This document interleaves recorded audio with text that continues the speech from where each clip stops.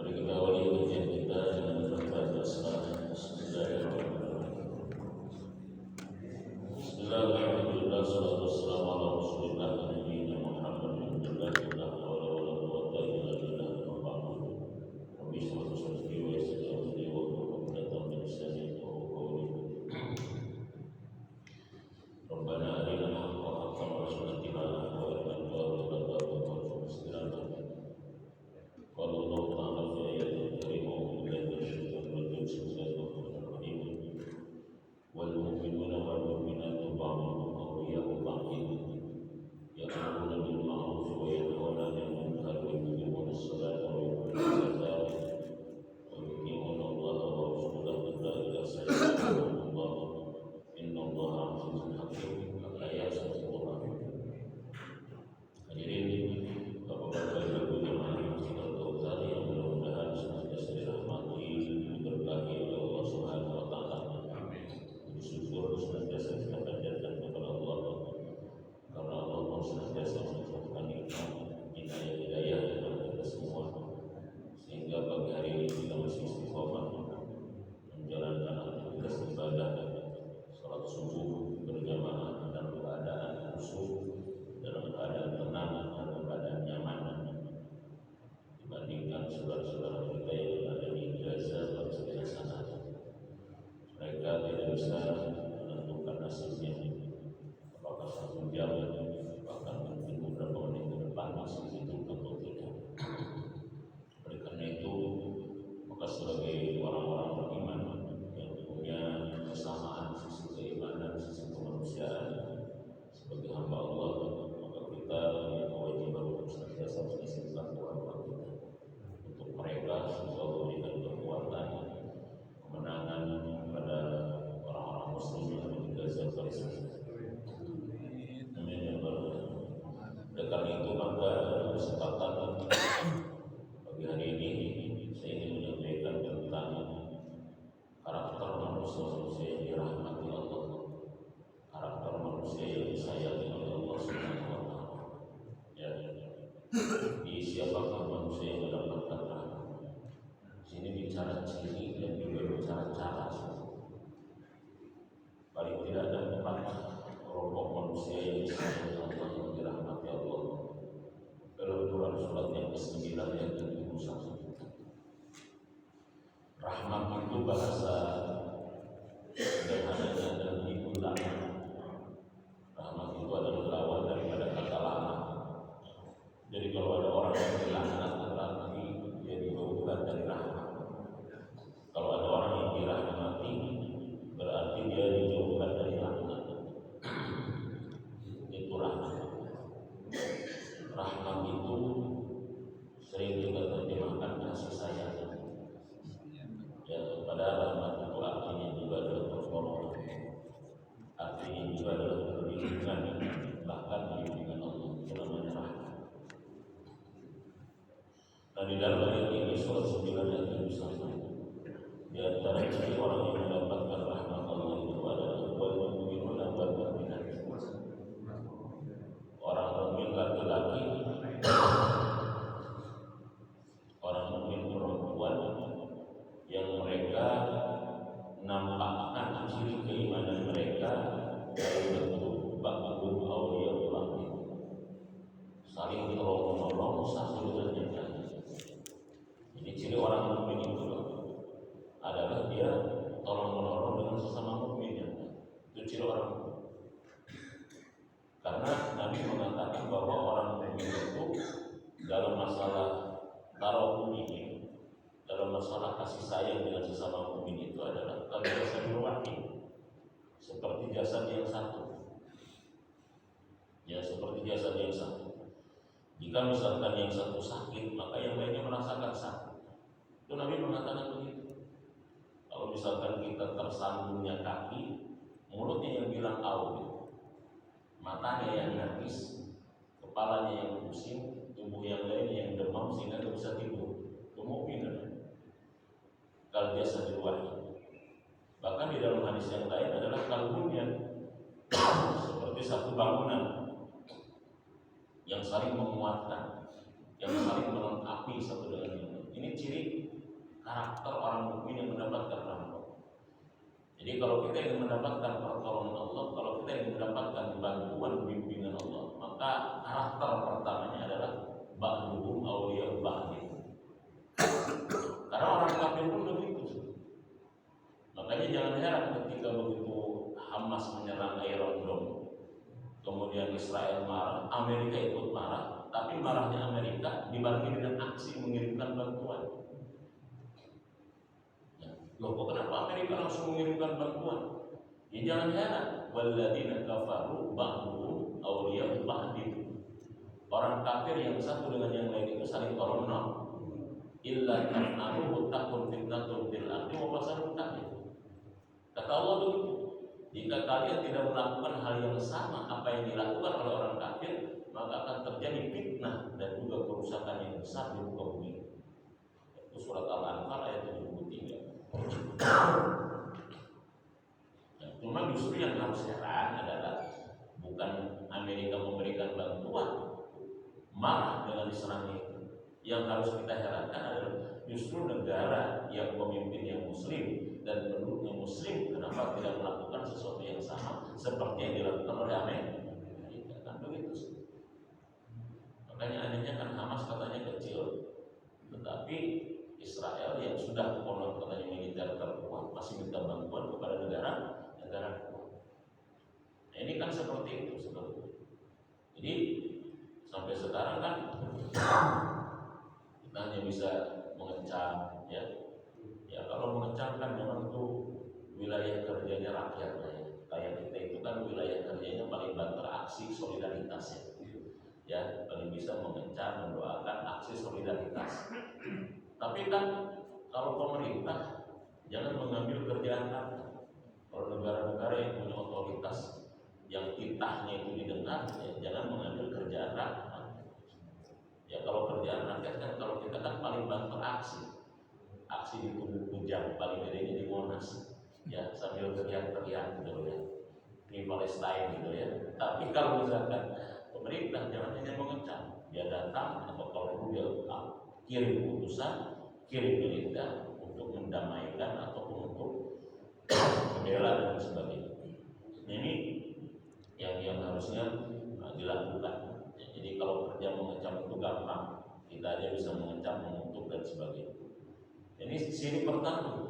Jadi kita tidak akan pernah mendapatkan pertolongan Allah, bantuan Allah selama kita tidak seperti jasad yang satu, tubuh yang satu. Dan satu lagi, Pak. Ini berita kan yang yang diekspos dari barat ini kan sampai ada jamaah saya pun bilang perang yang saat terjadi itu adalah gara-gara penyerangan Hamas ya ke Iron Dome-nya milik Israel, sehingga terjadilah seperti itu. Bahkan ada dai juga yang tuduhannya kacau bahwa Hamas itu adalah merupakan produk Amerika sendiri untuk menghancurkan Gaza, Palestina dan sebagainya. Ini kan fitnah yang sangat tinggi. Ya kalau tidak tahu lebih baik kita tidak komentar seperti itu daripada saya ingin katakan begini, Pak, kalau misalkan Hamas itu menyerang Iron Dome itu adalah bagian daripada terorisme, berarti bangsa Indonesia itu adalah teroris ketika melawan penjajah. Di dalam ilmu bahasa Arab namanya ada ilmu balaghah.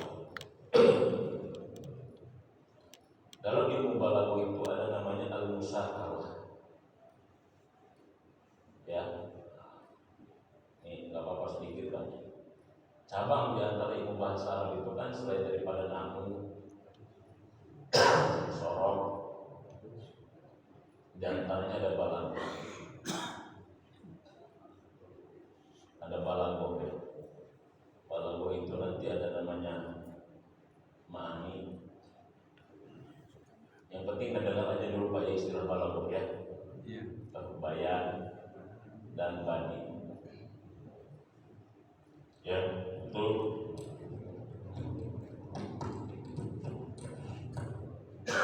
Nah, ma'ani itu artinya supaya kita tidak salah di dalam memberikan makna, maksud. Kalau bayan itu supaya kita untuk menjaga diri dari kesalahan penjelasan. Kalau badi itu adalah ilmu yang bicara untuk masalah keindahan. Makanya disertasi saya sekarang, insya Allah saya tanggal 9 ujian ya. Disertasi saya itu adalah judulnya peran ilmu nahu, sorok dan balaghah dalam perkembangan pemikiran Islam dan implementasinya dalam pendidikan adat. Nah, judulnya itu ada esai. Nah, jadi peran ilmu nahu, sorok dan balaghah dalam perkembangan pemikiran Islam dan implementasinya dalam pendidikan Islam. Jadi sudah mau rampung sebetulnya dari disertasi yang lalu, tapi hanya batal. Nah, sekarang ganti yang baru. Kenapa saya membahas ini? Ya karena melihat fenomena sebetulnya perkembangan pemikiran Islam itu kenapa berbeda-beda. Kalau kata Muhammad Imarov ada konservatif tradisional, ada sekuler, ada reformis atau moderat. Analisis sementara saya itu tidak lepas daripada cara interaksi kita dengan teks gitu. Ya, cara interaksi kita dengan teks ya, dengan Quran maupun Sunnah yang berbahasa Arab.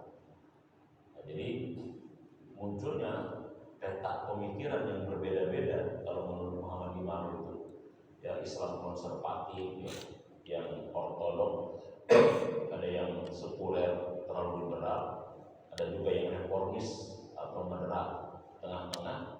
Nah, itu tidak lepas kalau pandangan saya dari cara berinteraksi mereka dengan teks atau dengan Al-Quran dan Sunnah ya, dengan sumber hukum Islam. Ini panjang nanti kalau itu. Ya contoh gitu sedikit. Nah di antara ilmu balaghah itu ada namanya ilmu badi. Badi itu adalah ilmu untuk melihat tentang keindahan bahasa Al-Quran. Ya, jadi kita tidak akan tahu mukjizat Quran baik secara lafaz maupun secara makna kalau kita tidak menguasai tentang ilmu balaghah. Nah, bahasa ilmu badi itu ada yang disebut dengan al-musyakkalah. Ya, musyakkalah ini bagian daripada al-muhassinah.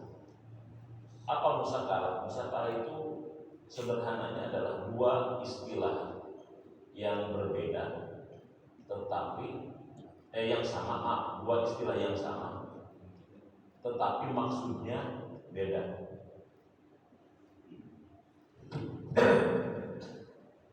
Istilahnya sama tapi maksudnya apa? Beda, tujuannya beda. Contoh dalam ayat kita sering mendengar istilah begini,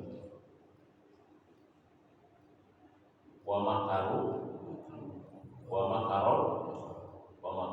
wallahu khairul makirin.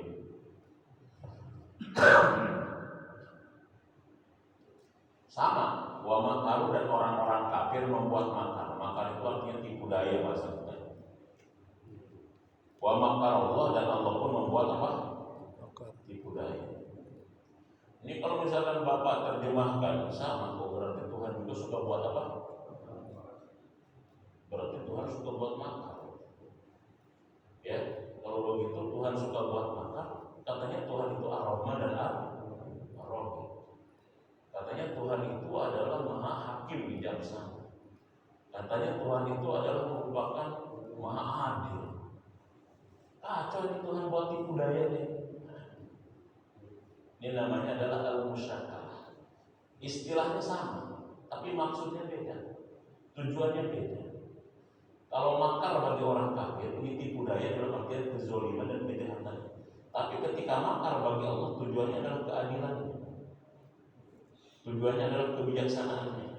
Tujuannya adalah kealiman Allah, maha tahuan Allah, maha bijaksana. Itu makar bagi Allah. Itu namanya al-musyakkalah. Contoh gini lah, Bapak di rumah pasang CCTV. Apa tujuan Bapak pasang CCTV? Di rumah pasang CCTV, rumah Bapak pasang CCTV tujuannya untuk mengawasi, untuk mengantisipasi kalau ada orang mau jahat ketahuan. Mulia nggak tujuannya? Mulia. Ini bagian daripada kewaspadaan, kehati-hatian dan kecerdasan tuan rumah. Sekarang ada rampung masang CCTV di sekitar rumah Bapak. ada pencuri, ada rampok masang CCTV di sekitar rumah bapak. Sama-sama pekerjaannya masang apa? Masang CCTV. Bapak masang CCTV di rumah bapak, rampok masang CCTV di sekitar rumah bapak. Kerjaannya sama-sama masang apa? Sama kerjaan. Tapi maksudnya beda. Kalau bapak masang CCTV adalah sebagai bentuk antisipasi kehati-hatian. Ketika ada orang berniat jahat ke rumah bapak bisa akhirnya awas. Tapi kalau rampok masang CCTV tujuannya untuk mengawasi si tuan rumah kapan lengah dia bisa beraksi. Jadi kerjaannya sama-sama masang apa?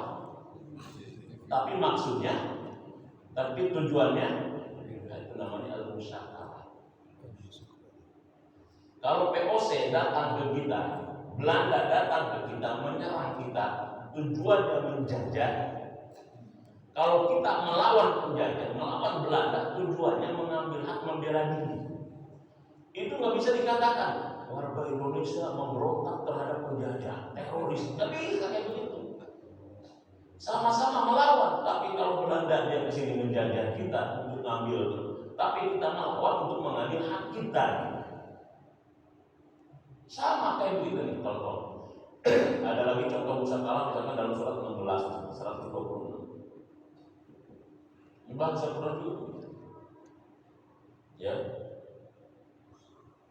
Ya jadi 16 126. Itu dalam surat 16 126 ada 3 istilah yang sama. Wa in aqabtum wa aqibu bimithli ma uqibtum bi. Itu ada 3 kata diulang dengan dari kata yang sama, yaitu iqab. Kata dasar aqabtum iqab. Wa in aqabtum fa aqibu bimithli ma uqibtum. Ada 3 tuh kata-kata iqab. Tapi kalau misalkan baca terjemahnya, iqab yang pertama balasan hukuman, iqab yang terakhir itu adalah siksaan. Ini kan ayat terkait dengan perang Uhud. Jadi perang Uhud itu ya pamannya Rasulullah SAW, Hamzah, Sayyidina Hamzah itu dibunuh bahkan sampai dimutilasi, tangannya dipotong, telinganya dipotong, orang kafir. Di situ Rasul marah, sampai Rasul ada keinginan untuk membalas kejahatan orang kafir itu. Kemudian turun ayat ini, jika engkau mau membalas mereka, balaslah dengan balasan yang setimpal apa yang mereka siksakan kepada. Jadi ketika terkait dengan Rasul namanya hukuman balasan, tapi terkait dengan orang kafir namanya apa? Siksa. Itu namanya adalah al-musyakah. Jadi gitu Pak. Jadi kalau misalkan jangan samakan perbuatan orang kafir dengan orang beriman. Kalau dia sama perbuatannya, tetapi maksudnya apa? Sebetulnya kalau misalkan orang-orang ngaji kayak begini Pak, nggak mungkin ada yang menuduh kalau orang yang merayakan atau memperingati Maulid itu adalah bagian daripada pengkultusan atau sama dengan hari Natal ya bagi orang Kristen. Karena dia tidak ngaji balap, jadi langsung begitu. Ya, saya tanya beda nggak kalau kita Maulid dengan orang Kristen Natal? Beda nggak tujuannya? Beda nggak maksudnya? Kalau dia ngaji ilmu balap, nggak bakalan dia punya kesimpulan kayak begitu. Ini kesimpulannya jika sembung makan comrok, gak nyambung bro gitu. Iya Pak. Kita itu kan kadang-kadang maaf ya. Itulah saya kenapa disertasi saya begitu. Karena saya ingin meluruskan kalau disertasi itu kan artinya mungkin orang mempertimbangkan berdasarkan riset. Kita itu banyak yang seperti itu ya di dalam memahami teks Al-Quran. Nah, jadi nggak sama perbuatan orang kafir dengan perbuatan orang sama. Ketika ada istilah yang sama bagi Allah dan sama bagi kita itu berbeda. Itu namanya al-musyakah. Bisa dipahami ya? Bisa dipahami. Jadi dalam ilmu balaghah itu memang begitu. Sama kemarin ada ya Ustaz nanya ke saya tentang Ustaz, katanya nggak boleh kita kalau berdoa begini. Kita kan suka sebelum kita berdoa kan kasih prolog. Alhamdulillahirabbil alamin hamdan syakirin hamdan yuwafi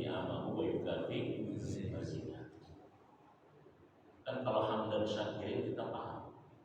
Segala puji bagi Allah, ya, hamdan syakirin, ya, pujian orang-orang yang bersyukur.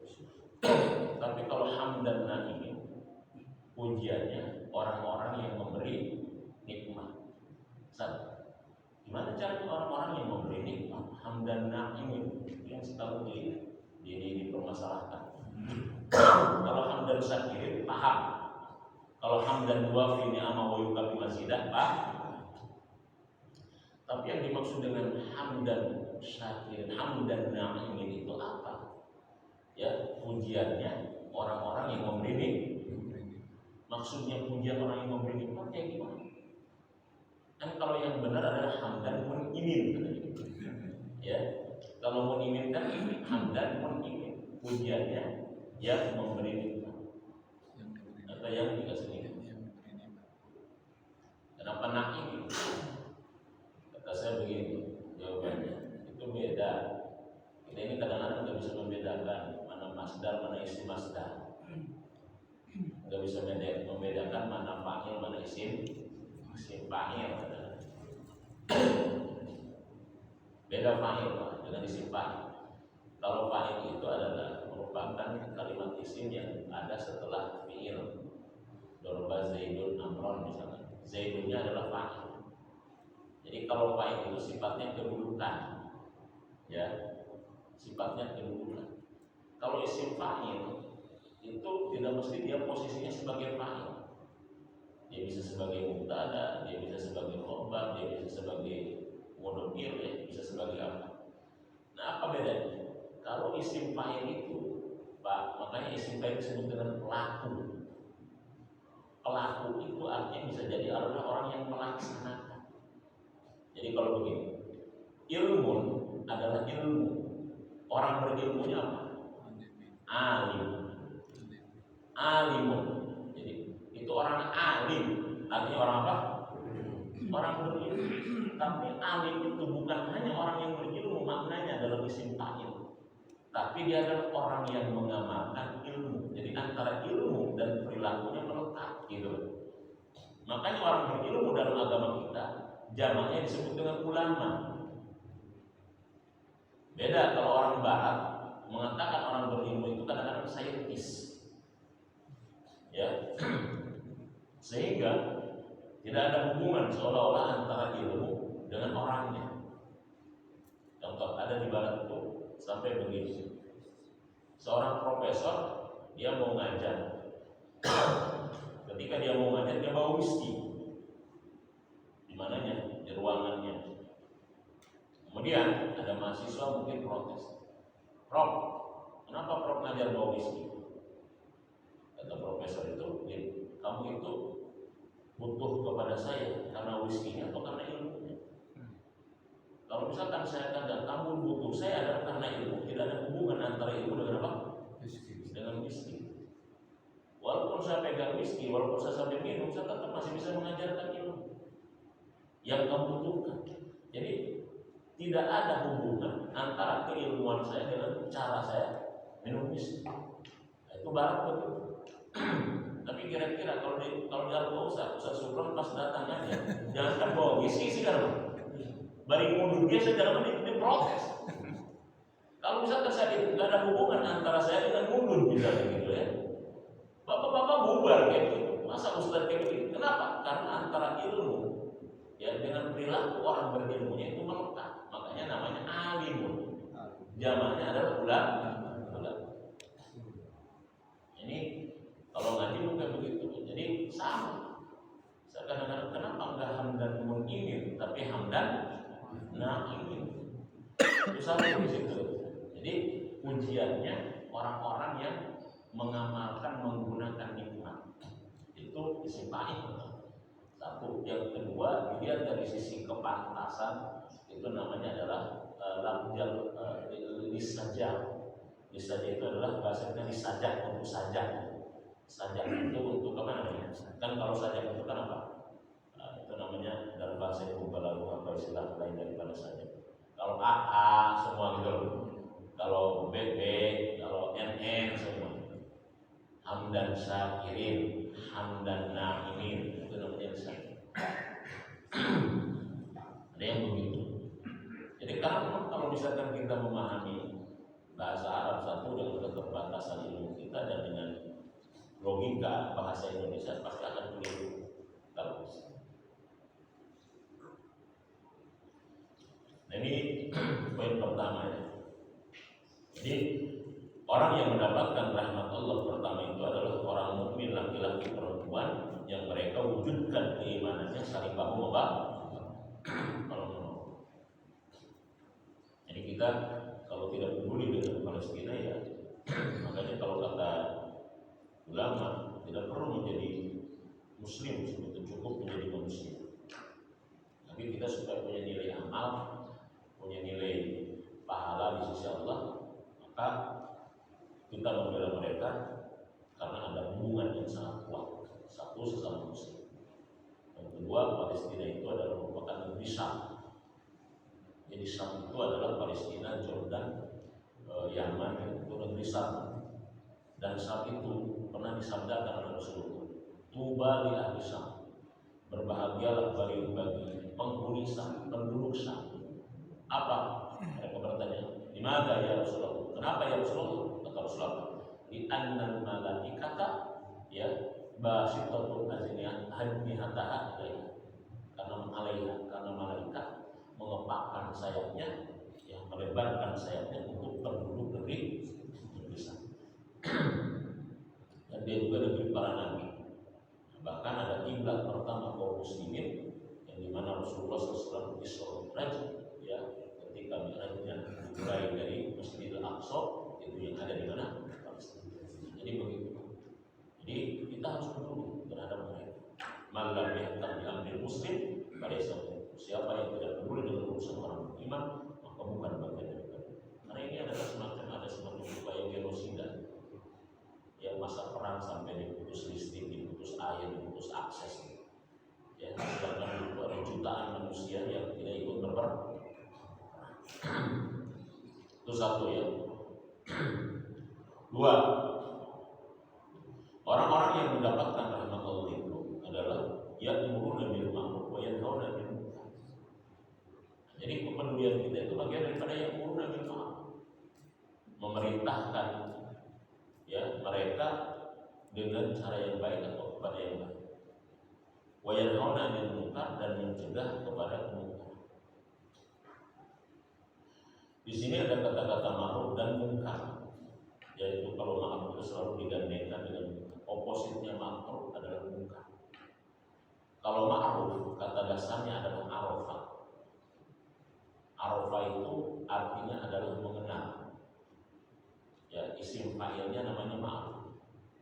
Arafah yang urfan, bahwa arifun wa dzaka ma'rufun. Isim maf'ulnya begitu. Arafah artinya mengenal.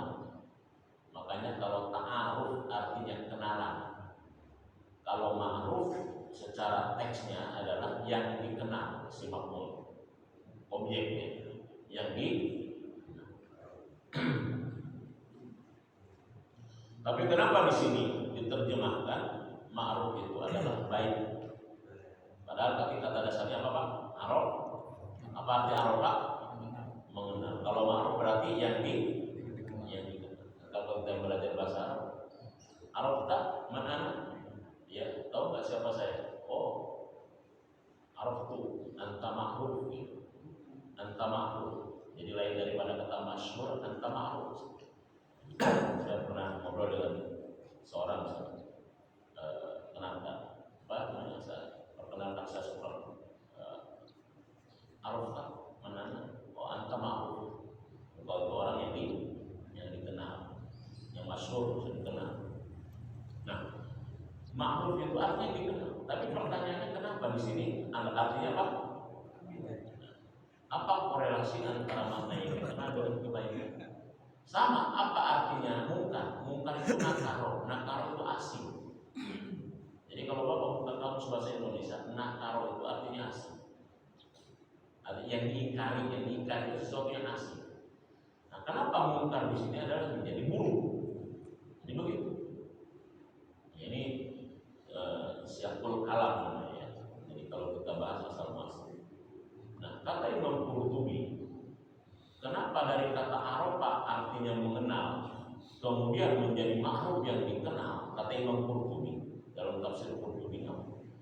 Karena kebaikan itu sebetulnya sesuatu yang sudah dikenal oleh semua manusia. Jadi nggak ada satupun manusia yang tidak kenal dengan kebaikan. Kebaikan itu sesuatu yang sudah dikenal di dalam hati manusia. Coba Bapak tanya orang jahat sekalipun, Pak, orang jahat, pasti dia tidak mau dijahatin, Pak. Sekalipun dia orang jahat, nggak mau dijahatin. Sama, kalau munkar artinya buruk, kata dasarnya nakal artinya asing, artinya sesuatu yang buruk, keburukan itu sesuatu yang asing di dalam hati manusia. Coba Pak, orang kenapa kalau berbuat jahat sembunyi-sembunyi? Kenapa kira-kira? Karena dia mengingkari itu. Kalau dia berbuat, nggak ada orang berbuat jahat terang-terang, sembunyi-sembunyi karena dia mengingkarinya. Tapi ada nggak orang berbuat baik misalkan sembunyi-sembunyi? Bapak mau sholat, melihat ada orang kayak mau sholat saya sembunyi, ada nggak orang kayak begitu? Nggak ada. Itu menunjukkan kebaikan sesuatu yang sudah dikenal dalam diri manusia, makanya diungkapkan dalam bentuk ma'ruf. Makanya kita harus amar ma'ruf. Kenapa harus amar ma'ruf? Karena semua orang kenal kebaikan, hati manusia suka kebaikan. Nah, cuma di sini nanti inilah Pak pentingnya ini mendekat Tuhan. Ya, makanya tadi kata saya kan ada yang disebut dengan dari kata arfa muncul urfan, namanya. Urf itu sering diterjemahkan kadang-kadang tradisi, kebiasaan.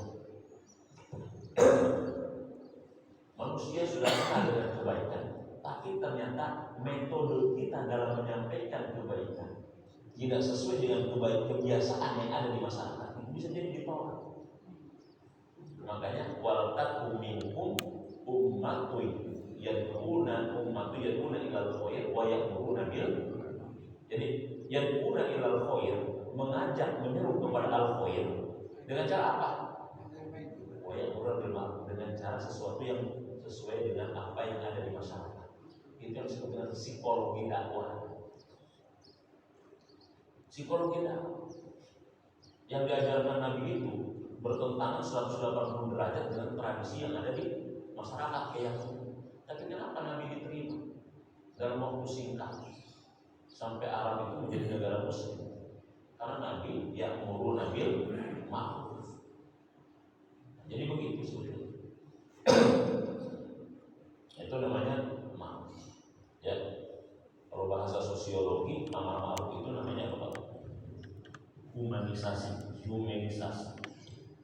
Ya, bahasa sosiologinya amar ma'ruf itu adalah apa? Humanisasi. Apa humanisasi itu? Proses memanusiakan manusia. Itu humanisasi. Bahasa sosiologi. Ya, sosiologi Kunto Wijoyo. Jadi ilmu sosiologi itu namanya ada sosiologi propetik. Ya. Kalau sosiologi sekuler itu kan stratifikasi sosial itu dilihat dari sisi apa? Statusnya misalnya. Tapi kalau dalam sosiologi propetik, stratifikasi sosial itu dilihat dari ketakwaan. Jadi ada manusia itu yang memang ya kelas-kelasnya ada, tapi kelas sosial dalam Islam itu adalah inna akramakum indallahi atqakum. Itu lebih fair. Di kelas sosial dalam Islam itu adalah karena ketakwaan. Karena kalau kelas mengklasifikasikan manusia berdasarkan takwa itu fair. Itu fair. Ya. Sehingga Rasulullah ingin menegaskan seseorang itu kelasnya naik, mulia dan tidak mulia bukan karena faktor lain, tapi faktor takwa. Makanya kata Nabi apa? Gak ada orang Arab lebih mulia daripada orang di luar. Gak ada. Karena yang menyebabkan mulia itu bukan apa namanya? Bukan kebangsaan. Ya, bukan kebangsaan. Ya, saya yakin Abu Jahal dengan Pak Budi lebih mulia Pak Budi gitu ya. Walaupun Abu Jahal tinggal di mana? Ya, ketemu dengan siapa? Dengan Rasul ya, Pak. Ke Mekah dan Mekah Wais dan Abu Jahal. Ya, tapi kan letak seseorang di tempat yang mulia tidak menjamin dia menjadi lebih mulia. Jadi begitu. Makanya yang lebih mulia adalah Nabi mengatakan takwa. Karena kalau takwa hasil usaha kita, kebangsaan, tapi kalau keturunan tidak ada hasil usaha pemberian. Tapi kalau takwa hasil usaha. Nah, status sosial dalam agama kita yaitu ada, tapi karena bertakwa. Nah, itulah humanisasi. Ya, jadi humanisasi itu begitu. Nah, kenapa Ustaz ada seperti itu amar ma'ruf? Ini kan nyambung sebetulnya. Disinilah Pak sebetulnya ketika ada orang yang mengajak kepada kebaikan, memerintahkan kebaikan, memprovokasi kebaikan, itu dalam rangka orang itu ingin membangkitkan nilai kemanusiaan. Karena banyak manusia itu yang kadang-kadang karakternya doang manusia, yang kadang-kadang casingnya doang manusia, tapi karakternya jauh dari nilai. Yahudi ini kan karakternya apa? Casingnya manusia, tapi jiwa orang Yahudi itu kan seperti binatang. Anak kecil dibantai.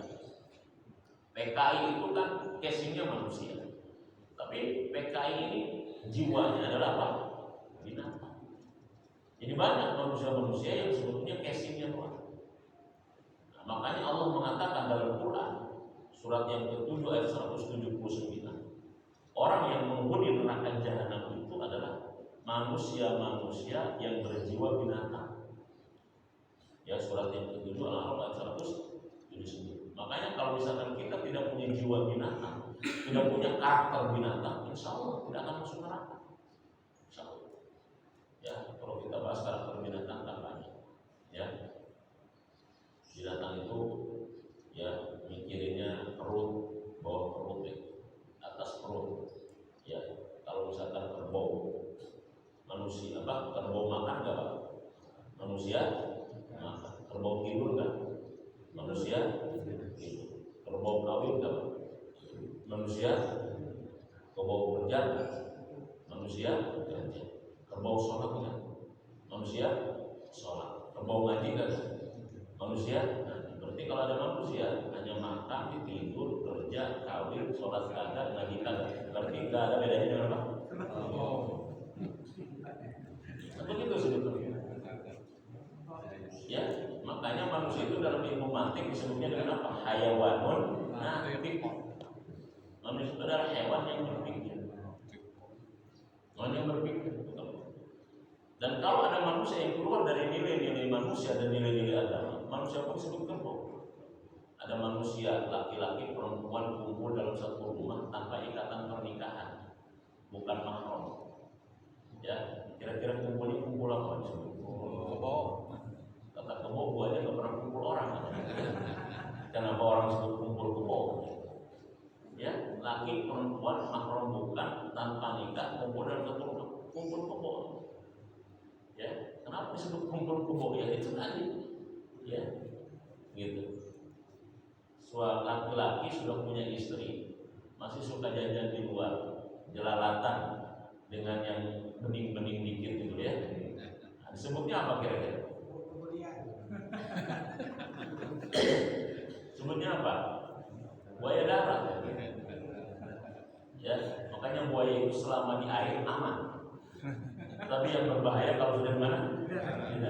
Buaya darat. Ya. Padahal tidak semua laki-laki buaya. Ada yang harimau, macan tutul, gitu ya. Inggarong, gitu. Ya. Begitu. Nah, kalau misalkan rentenir itu bahasa julukannya siapa kan? Lintah darat. Ya, perempuan yang suka nongkrong di jalan jam 12 ketopin mobil orang, kupu-kupu malam. Ya, terlalu indah sebenarnya disebut kupu-kupu ya. Sekalian cong-corang gitu ya. Ya, jadi artinya ketika manusia keluar dari nilai-nilai kemanusiaan, keluar dari nilai-nilai agama, itu kadang-kadang manusia sendiri yang memberikan julukan yang di luar dengan julukan kemanusiaan. Jadi kita amar ma'ruf itu Pak dalam rangka ingin memanusiakan manusia. Jadi kalau ada orang ngajak kepada Bapak berbuat baik, ngajak untuk ibadah, ngajak untuk ngaji, itu dalam rangka untuk mempertegas eksistensi kemanusiaan kita. Untuk mempertegas. Dan lebih hebat lagi ketika kita naik eksistensinya dan jadi manusia yang beriman. Ya, jadi kata manusia disifati dengan kata ini, mukmin. Itu lebih mulia lagi dengan ini prosesnya amar ma'ruf. Jadi orang mukmin itu, orang yang mendapatkan rahmat itu orang yang mendapatkan amar ma'ruf. Kenapa harus amar ma'ruf, Pak? Begini. Contohnya satu ada. Dalam kaidah fikih dikatakan begini, Pak. Dalam kaidah fikih, al-muta'addi afdalu minal qasir. Itu dalam kaidah fikih. Al-muta'addi afdalu minal qasir. Amal yang berdampak sosial, amal yang berdampak sosial itu lebih utama daripada amal yang hanya berdampak individual. Kenapa harus amal? Amal yang berdampak sosial lebih utama daripada amal yang berdampak apa? Individual. Jadi kita jangan merasa cukup, Pak, dengan amal ritual. Karena amal ritual kita bisa jadi kalau di cross check sama malaikat raqib atid, ini kadang-kadang tidak memenuhi KKM, Pak, bisa jadi.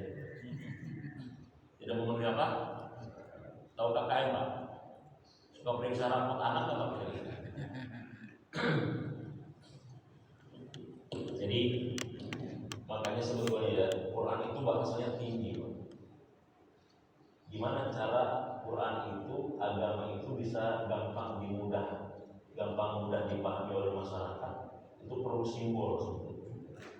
Jadi pas saya tanya kepada orang-orang matematik, Ustaz, sebetulnya belajar matematik itu adalah gimana cara menjelaskan sesuatu yang bersifat bahasa agar mudah dipahami orang awam, maka dibuatlah matematik katanya gitu. Jadi gitu. Jadi sebetulnya matematik itu bukan sulit. Justru matematik itu adalah untuk menjelaskan sesuatu yang bersifat narasi bahasa kepada orang bodoh. Ternyata matematik itu orang bodoh juga gitu ya. Tapi kan kenyataannya kita belajar matematik itu adalah ternyata sulit. Padahal katanya matematik itu orang bodoh. Contoh gini. Misalkan gini contohnya. Kalau ada seorang motivator yang memotivasi Bapak misalnya, memotivasi Bapak kalau misalkan kita kalau ingin sukses bangun pagi dan lain sebagainya terus itu narasi dinarasikan kadang-kadang nampaknya susah. Tapi kalau misalkan dibentuk dalam matematik, Bapak kalau ingin sukses, ingin kaya, ini ada barang ya itu dari saya 10.000. Kalau Bapak itu ada 20.000 harga pasaran itu sudah laku 10 saja untuk Bapak 100.000, sebulan sudah 3 juta. Lebih gampangan mana kira-kira? Gampangan mana? Kalau misalkan begini, nah tolong kalau kamu nurut sama ibu nanti beli ini nurut sama ibu kamu nanti begini atau jadi bahagia susah. Nah beli beras 100.000 buat kamu, lebih gampang yang mana? Kamu memahami gitu. Jadi ternyata matematik itu adalah untuk memudahkan, ya. Nah contoh tadi apa? Saya menulis apa tadi? Amal sosial. Oh iya, amal yang berdampak sosial. Al-muta'addi afdalu minal qasir. Kalau Bapak misalnya punya anak kan suka periksa rapot. Ini mata pelajaran atau MK mata kuliah. Ini adalah KKM. Ini adalah nilai. Bahasa Indonesia, matematik misalnya, PAI lah. Bahasa Indonesia KKM-nya misalkan 70, matematik KKM-nya misalkan 70, PAI KKM-nya misalkan 80. Tiba-tiba anak-anak itu bahasa Indonesia-nya nilainya ternyata adalah 65, matematikanya nilainya ternyata 5 atau 60, ini ternyata 70. Pertanyaan saya ini kira-kira lulus nggak? Lulus nggak? Nggak lulus. Itu KKM itu adalah kriteria ketuntasan minimum. Jadi kalau ada anak nilainya 65 padahal KKM-nya 70, ini nggak lulus, nggak tuntas berarti belajar, harus remedial.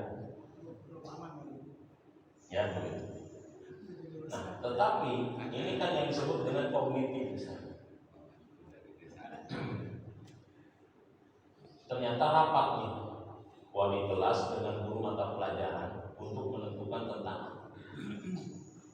kata wali kelas ini nilai kognitifnya ini adalah 70, 85, sedangkan KKM-nya adalah 70. Ini gimana? Kata si guru mata pelajaran, memang nilai pendidikannya, memang nilai kognitifnya, pengetahuannya dia memang kecil. Tapi selama saya mengajar bahasa Indonesia dan nanganin orang itu, satu dia rajin, wali kelas dia rajin. Yang kedua, dia orangnya sopan. Yang ketiga, dengan temannya juga kerjasamanya baik. Yang keempat, tugas selalu dikerjakan. Kata si guru mata pelajaran. Terus gimana? Ya, kita kan menilai bukan hanya dari sisi apanya, kognitifnya saja, bukan hanya pengetahuannya saja, tapi ada attitude dia yang baik. Attitude-nya kan, akhlaknya baik, orangnya sopan, rajin, nggak pernah bolos, sama guru hormat, sama teman-temannya juga kerjasama. Terus gimana? Ya saya naikin aja deh 10, jadi berapa? Jadi 75. Nilainya 7, dibantu dengan attitude. Dia begitu. Oh, matematiknya berapa? Matematiknya dia 60. Belum sih masih gak.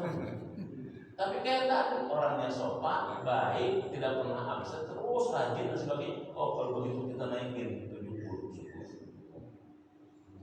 Sama, kalau misalkan sekarang ganti bahasa Indonesia dengan sholat, ganti matematika dengan baca Quran, ganti PAI dengan puasa, di cross check sama Rofi dan Akil. Kira-kira sholatnya Pak Bundan berapa nih? Satu rukunya, gerakannya kurang sempurna, bacaannya kurang fasih. Misal, pas diprotek sama malaikat, Rokim, ternyata harusnya KKM sholat adalah 70, ternyata nilainya 55, lulus kagak?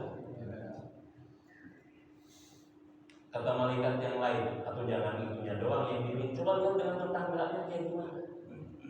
Dengan tetangganya bahu, orangnya suka tolong, kamu butuh tatalan, kamu barang, misalkan gitu ya. Dilihat amal sosialnya luar biasa, akhlaknya luar biasa. Oh, yang tadinya dia 55 langsung naik 55 lagi jadi 100. Lulus kagak? Lulus. Al-muta'addi afdalu minal qasid. Amal yang berdampak sosial itu bisa lebih utama daripada amal yang berdampak individu. Makanya bahasa saya, sakit sabar itu baik, tapi sehat syukur itu jauh lebih baik. Kenapa sebabnya? Kalau sakit sabar itu hanya untuk siapa? Kalau sehat syukur untuk siapa? Habib. Jadi sakit sabar baik, sehat syukur jauh lebih. Milih sakit sabar atau milih sehat syukur? Kan milih sakit sabar atau sehat syukur? Sehat syukur. Makanya lagi sehat syukur. Kalau lagi sakit sabar baik. Tapi yang lebih baik itu. Jadi kenapa kita penting amal ma'ruf? Jadi hidup itu jangan sampai kita cukupkan dengan zikir, cukupkan dengan sholat, tapi harus ada amal sosial kita. Kenapa? Justru amal sosial itulah yang nanti menyebabkan apa? Apa kata Ibnu Qudamah? Man as'adun nas, siapa manusia yang paling berbahagia? Manusia yang paling berbahagia kata Ibnu Qudamah, orang yang napasnya berhenti tapi amalnya terus berjalan. Siapa manusia yang paling bahagia? Manusia yang ketika napasnya apa? Berhenti tapi amalnya berjalan. Jalan-jalan. Amalnya berjalan walaupun napasnya berhenti. Jadi itulah pentingnya amal ma'ruf nahi munkar. Jadi jangan sepelekan dengan amal ma'ruf. Ya, amal ma'ruf itu nanti pelengkap. Jadi makanya ibadah dalam agama kita bukan hanya ibadah ritual. Nah, yang ketiga apa? Wa yuqimunas sholata wa yu'tunas zakah. Nah, ini contohnya. Sholat itu ibadah individual, mengeluarkan zakat adalah ibadah ritual yang berdampak sosial. Itu kan contoh. Makanya ada istilah ibadah mahdoh, ibadah goyah, ibadah yang khusus dan ibadah yang lain. Nah, yang keempat terakhir adalah wa yuti'unallaha wa rasulahu, dan mentaati Allah dan Rasulnya. Pak, sedikit ini. Kenapa kita harus mentaati Allah dan Rasul? Ya, kenapa harus taat kepada Allah dan Rasul? Dalam surat yang ke-8 ayat 24, kalau tidak di situ ada dua alasan kenapa kita harus mentaati Allah. Jadi agama kita itu Pak bukan semata-mata dogma. Agama itu bukan semata-mata doktrin. Saya sedang ingin mengungkapkan bahwa agama kita itu bukan hanya doktrin ansih. Kita lagi nulis tentang akhirat dalam teori probabilitas. Akhirat dalam teori apa?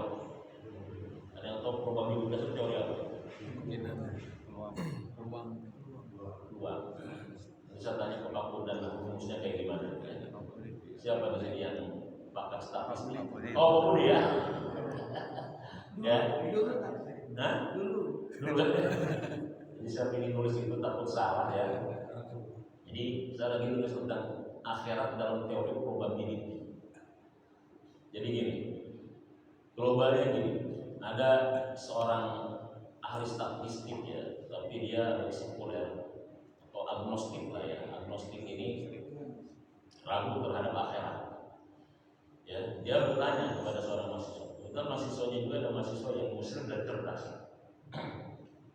Ya, dalam teori probability, dalam kata statistik ini, mahasiswa mana yang lebih besar untungnya, mana yang lebih beruntung, ya percaya dengan adanya akhirat, ya surga neraka, atau tidak percaya dengan adanya akhirat, dengan adanya surga dan neraka.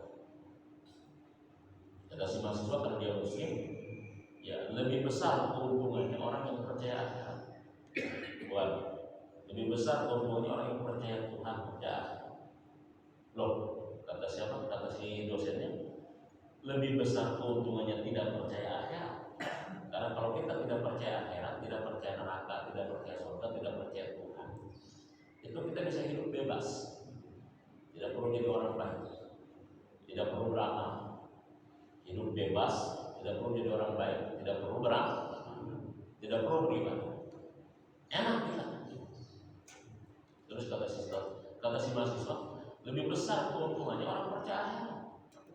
Sekarang begini, kalau saya percaya akhirat itu ada, surga neraka ada, kemudian saya ingin beribadah, kemudian saya ingin beramal, kemudian saya jadi orang baik. Nah, tiba-tiba saya sudah beribadah, sudah beramal, sudah jadi orang baik. Saya mati, tapi ternyata pas mati memang akhirat tidak ada, surga neraka tidak ada. Kira-kira ada konsekuensi nggak bagi saya? Nggak ada. Selesai.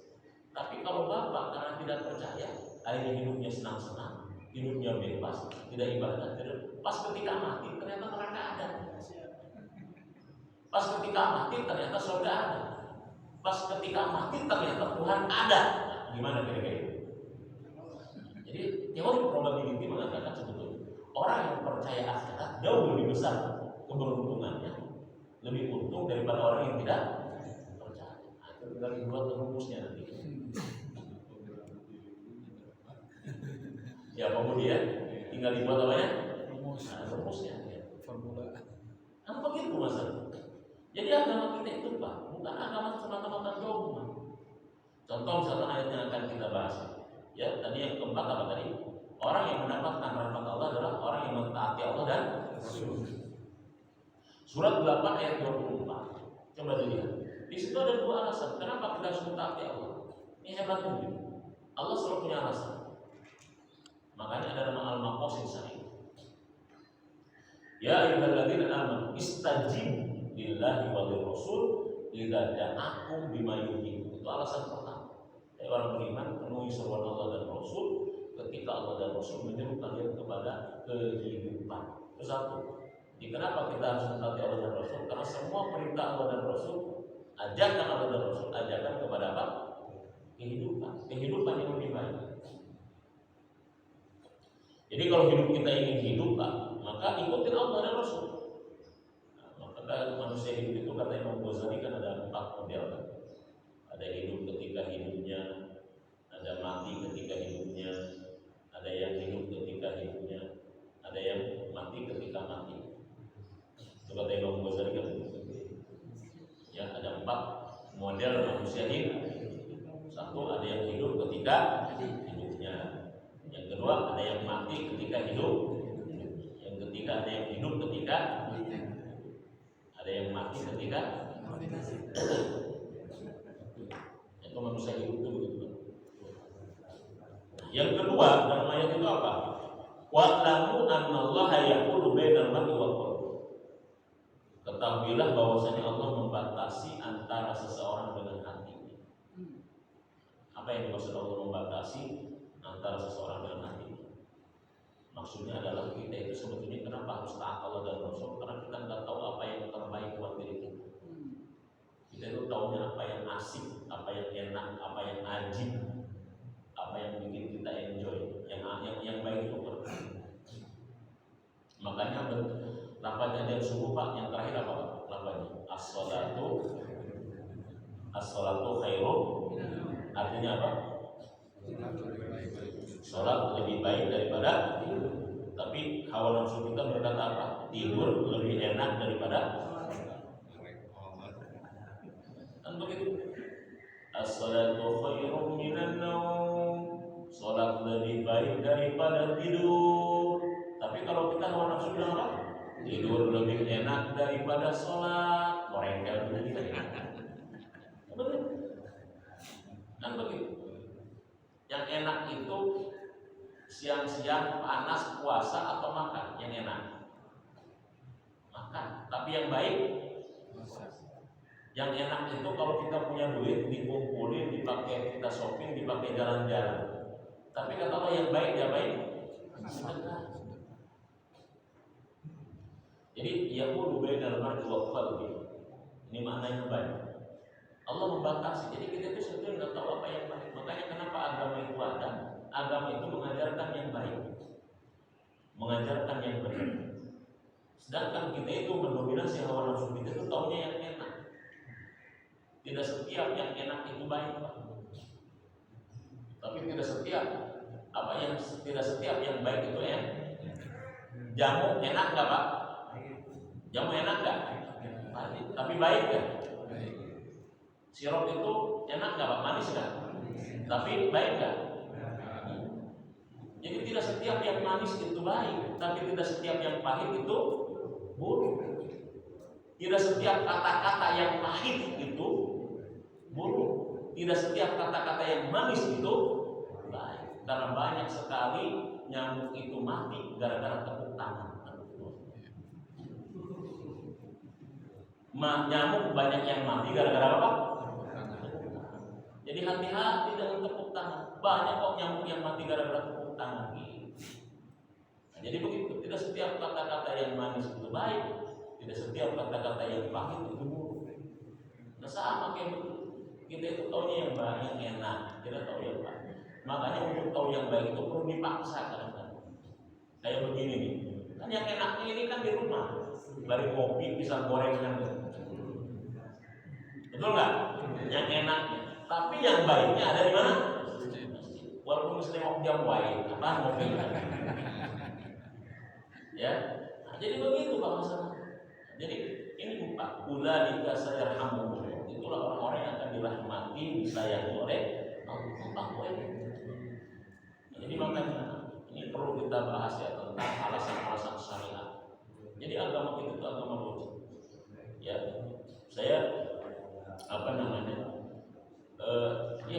sering ketemu dengan orang-orang yang agnostik gitu ya, bukan ateis ya. Dulu sempat ketika ini masih dengan ateis ya setengah ateis, sekarang agnostik.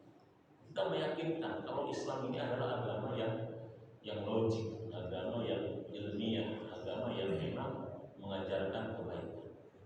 Makanya saya kadang-kadang suka agak sedikit capek kalau misalkan ada ustaz bicara tentang Tuhannya adalah Tuhan itu di mana, di langit atau di mana. Sekarang itu Pak, milenial kita bukan masalah Tuhan itu di langit atau di mana. Sekarang itu mereka tentang Tuhan itu ada atau tidak. Ya, ini bukan masalah Tuhan itu di langit atau ini diskusinya kita mesti Tuhan di langit saja gitu ya. Tentang langit saja sebetulnya masih menjadi debatable. Ketika Rasul Mi'raj saya tanya, di langit ketujuh Rasul ketemu siapa? Ketemu Nabi Ibrahim. Dengan Allah ketemunya di mana? Sidratul Muntaha. Sidratul Muntaha ada di mana? Bukan di langit itu. Sidratul Muntaha itu di atasnya langit lagi. Yang kalau kata para fisikawan, alam maya itu teramati sekitar 14 miliar tahun cahaya jarak. Itu yang langit ketujuh ketemu dengan Nabi Ibrahim. Dengan Tuhan itu sebenarnya bilang di Sidratul Muntaha itu bukan ada di langit ketujuh. Langit itu bahasa Arabnya as-sama. As-sama itu kalau Bapak lihat terjemah Lisanul Arab Ibnu Manzur itu as-sama itu artinya sesuatu yang tinggi. Sekarang tanya ke Bapak-bapak, kalau Bapak keluar lihat ke atas, itu langit bukan? Itu langit bukan yang di atas. Bukan, itu batas pandang batas pandang kita. Kalau Bapak tanyakan itu, maka kami itu batas pandang kita. Jadi begini Pak, ini kalau kita belajar bahasa ya. Jadi gini, saya tanya, sebetulnya ketika kita bicara tentang teori gelap dan teori terang, saya tanya, kira-kira yang kita pelajari teori terang atau teori gelap? Gelap. Teori cahaya atau teori gelap? Gelap. Yang kita pelajari teori cahaya atau teori gelap? Teori cahaya. Terus kenapa muncul kata gelap? Kata gelap itu kita ungkapkan sebagai gambaran ketiadaan cahaya. Ini kira-kira istilahnya naon sih? Istilahnya apa? Dimunculkanlah kata gelap untuk menggambarkan ketiadaan. Karena teori yang kita pelajari bukan teori gelapnya, tapi teori apanya? Jadi sejauh mana sebuah ruangan gelap atau tidak, yang dinilai adalah intensitas. Nah, kenapa muncul kata gelap? Kata gelap itu adalah merupakan gambaran bahasa untuk menggambarkan ketiadaan. Karena kita belajar teori gelapnya. Kita belajar tentang teori panas atau teori dingin, saudara. Yang dipelajari teori panas atau dingin? Panas. Karena nggak ada teori dingin. Kata dingin itu karena ketiadaan apa? Panas. Karena dia mencapai minus 400 derajat Fahrenheit misalkan gitu ya. Kemudian semuanya jadi diam, semuanya jadi beku. Ini sesuatu yang diam, sesuatu yang beku. Istilahnya apa ya? Nggak ada panas, nggak mungkin muncul kata apa? Dingin. Jadi karena keterbatasan bahasa kita untuk menggambarkan itu, makanya begitu. Oh, sesuatu yang tinggi itu apa sih? Udah ada terjemahkannya, gitu. Jadi begitu sebetulnya. Ya, jadi apa bahasa kita? Ya nggak apa-apa lah, agak kemana-mana gitu ya. Nah, itu sebetulnya kita kalau terlalu bahasa terlalu klasik ya. Sekarang kita harus pahami lah tentang bagaimana manhaj kita yang amat sangat beraneka ragam dan tantangan dakwah itu sangat luar biasa. Itu barangkali yang bisa disampaikan. Mudah-mudahan ada manfaat bagi kita semua. Yang benar dari Allah, yang salah semata-mata kemudahan sendiri. Mari kita tutup dengan ada pertanyaan dulu Pak.